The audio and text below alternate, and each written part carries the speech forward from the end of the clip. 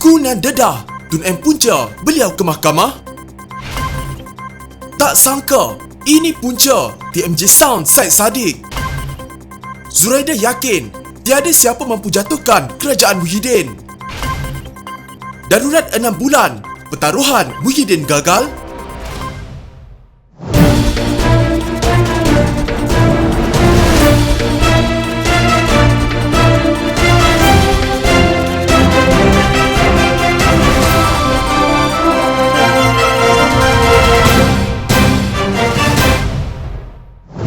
Kurang seminggu selepas mahkamah membatalkan sabitan bersalah terhadap Tengku Adnan Tengku Mansur dalam kes rasuah, Ahli Parlimen Putrajaya itu menyalahkan Dr. Mahathir Mohamad sebagai punca dia diheret ke mahkamah. Kata Tengku Adnan, dia dihadapkan ke mahkamah selepas enggan menerima pujukan dan arahan untuk meninggalkan UMNO ketika Mahathir mengetuai kerajaan Pakatan Harapan. Persoalan, kenapa saya diheret ke mahkamah? Memang bukan lagi rahsia. Saya adalah antara mangsa pendakwaan terpilih apabila enggan mengikut arahan dari Tun. Bukan sekali pelawaan yang bertukar jadi pujukan dan kemudian arahan untuk saya meninggalkan UMNO serta menyertai pengkhianat bangsa. Akhirnya ugutan sekiranya saya enggan tunduk bertukar menjadi realiti apabila saya didakwa di mahkamah atas alasan yang diada-adakan, tulis Tengku Adnan di laman Facebooknya. Tengku Adnan mendakwa seandainya dia memilih bersama parti yang ditubuhkan Mahathir, jawatan menteri akan diberikan kepadanya. Malah kes pendakwaannya di mahkamah juga akan digugurkan sekelip mata. Saya bukanlah lembu yang dicocok hidung kerana jati diri dan maruah saya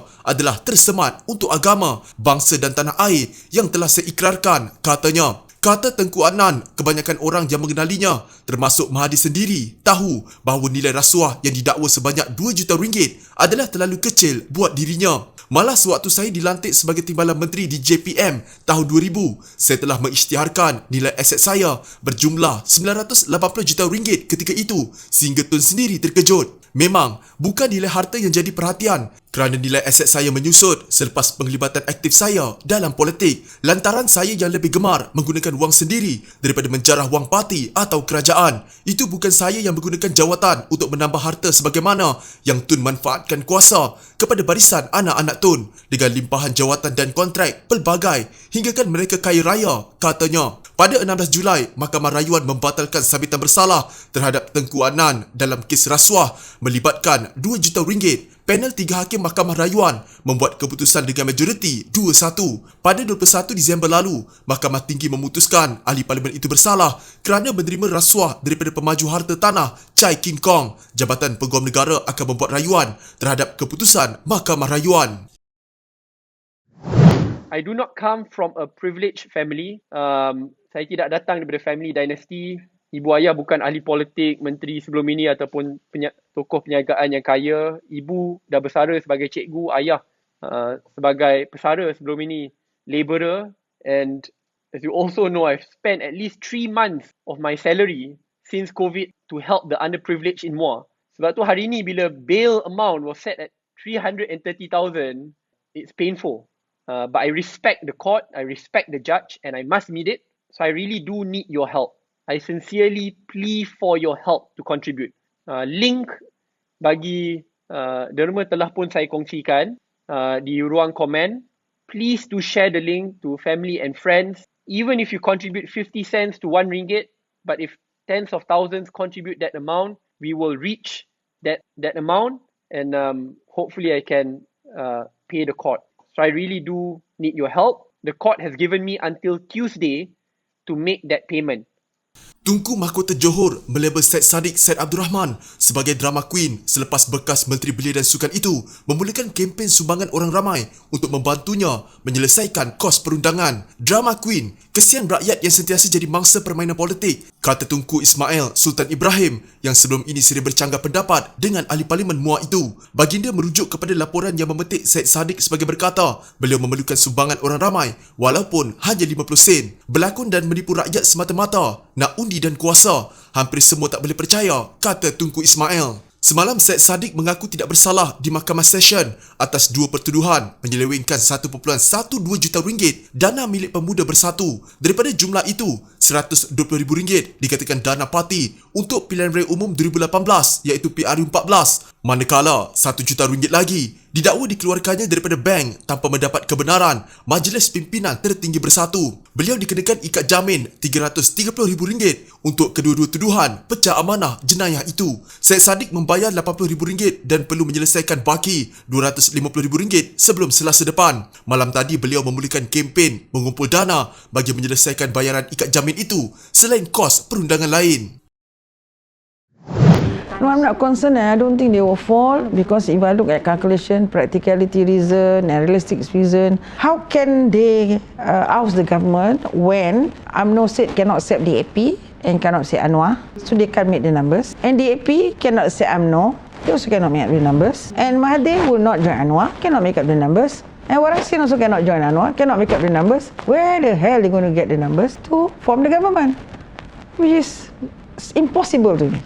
Anggota Majlis Pimpinan Tertinggi Bersatu Zuraidah Kamarudin percaya kedudukan Muhyiddin Yassin sebagai Perdana Menteri tetap selamat kerana tiada mana-mana pihak dapat mengumpulkan sokongan untuk menyingkirkannya. Dalam wawancara dengan Malaysia Kini baru-baru ini, Zuraidah berkata ini kerana UMNO telah memutuskan untuk tidak bekerjasama dengan DAP dan Presiden PKR Anwar Ibrahim. Malah katanya pemimpin pejuang Dr. Mahathir Mohamad juga tidak boleh bekerjasama dengan Anwar. Bagaimana mereka boleh kumpulkan sokongan untuk bentuk kerajaan? Ia mustahil bagi saya, katanya. Zuraidah berkata adalah perlu bagi Kerajaan Perikatan Nasional terus mentadbir kerana negara ini memerlukan kerajaan yang stabil semasa fasa pemulihan sehingga pandemik wabak penyakit berbahaya reda. Apabila kita ada peluang, pilihan raya boleh diadakan, kerajaan berikutnya akan lebih stabil pada waktu itu, maka siapa yang ambil alih akan lebih mudah. Sekarang jika orang lain ambil alih, ia akan menjadi kucak-kacir dan rakyat akan jadi mangsa, katanya. Kini setelah kerajaan memulakan pelbagai pakej rangsangan, fokus harus diberikan terhadap pelaksanaannya dalam memastikan pemulihan ekonomi. Sebelum ini kita ada Lim Guan Eng sebagai Menteri Keuangan dan dia kata kita negara tidak ada wang. Sekarang kita ada Tengku Zafrul Abdul Aziz yang berkebolehan. Saya tidak tahu bagaimana dia lakukannya. Berikan kita semua ini pemulih, perkasa dan pakej rangsangan lain. Sekiranya kerajaan lain ambil alih, saya tidak tahu bagaimana ia akan memperbaiki apa yang ada. Oleh itu biarkan kerajaan kekal stabil demi rakyat. Kita boleh adakan pilihan raya nanti, katanya. Zuraidah yang merupakan pengarah pilihan raya Perikatan Nasional Selangor berkata, dia yakin gabungan itu akan berjaya merampas kerajaan negeri dari Pakatan Harapan. Dia berkata, Perikatan Nasional mempunyai kelebihan kerana ia mempunyai asas Melayu yang kuat dan Muhyiddin dapat menarik sokongan pengundi Melayu. Muhyiddin adalah Perdana Menteri yang sangat sederhana. Dia sangat bertolak ansur dan mencerminkan nilai-nilai Islam, katanya. Sementara itu, Zuraidah mengakui Perikatan Nasional tidak mempunyai kelebihan di kerusi majoriti bukan Melayu tetapi menjangkakan akan dapat menembusi kerusi campuran. Ditanya apakah ramalan itu mengambil kira bahawa UMNO tidak akan bekerjasama dengan Perikatan Nasional pada pilihan raya akan datang, Zuraidah berkata Perikatan Nasional sudah bersedia untuk berdepan perkara itu. Bekas Perdana Menteri Najib Razak mempersoalkan pertaruhan yang bakal dibuat Kerajaan Perikatan Nasional bawah pimpinan Muhyiddin Yassin selepas darurat berakhir. Melalui Facebooknya, Najib memuat naik tangkap layar laporan berita mengenai kenyataan Ketua Penerangan Bersatu Wan Saiful Wan Jan pada 5 Mac lalu yang menyatakan keputusan untuk melaksanakan darurat adalah pertaruhan besar oleh Muhyiddin. Menerusi hantaran itu, Najib membangkitkan persoalan kepada penyokong Muhyiddin sama ada pertaruhan yang diperkatakan itu boleh dikira sebagai satu kejayaan. Ini minggu terakhir darurat. Adakah pertaruhan besar bos kamu sudah berjaya? Soalnya. Dalam pada itu, beliau turut berkongsi situasi kes wabak penyakit berbahaya selepas lebih 6 bulan negara berada dalam keadaan darurat. Berdasarkan jumlah, jelas berlaku kenaikan jangkitan sehingga jumlah kumulatif kini sudah merekodkan sebanyak 951,884 kes di negara ini. Selepas 6 bulan 12 hari darurat, 11 Januari hingga 22 Julai, kes baru daripada 2,232 kepada 13,034. Jumlah kumulatif kes daripada 138,224 kepada 951,884. Kes aktif daripada 28,554 kepada 142,051 dan jumlah kumulatif kematian daripada 555 kini kepada 7,574, katanya. Justru beliau dengan nada sinis memaklumkan rakyat sentiasa rela dan bersedia menjadi modal pertaruhan yang dibuat oleh pihak bertanggungjawab itu. Rakyat Malaysia sentiasa rela dan bersedia menjadi modal pertaruhan anda. Jadi selepas ini, korang nak betting apa lagi? Soalnya, sebelum ini Wan Saiful dilaporkan berkata, beliau yakin Muhyiddin akan berhati-hati kerana Perdana Menteri berjanji akan mengadakan pilihan raya secepat mungkin selepas darurat berakhir. Sambil menambah, beliau sudah melakukan yang terbaik untuk negara. Kata Wan Saiful, sekiranya berlaku salah guna kuasa atau kesilapan semasa darurat, rakyat pasti akan menghukum Perikatan Nasional. Ada yang berpendapat Perintah Kawalan Pergerakan PKP sudah cukup untuk mengawal penularan wabak penyakit berbahaya,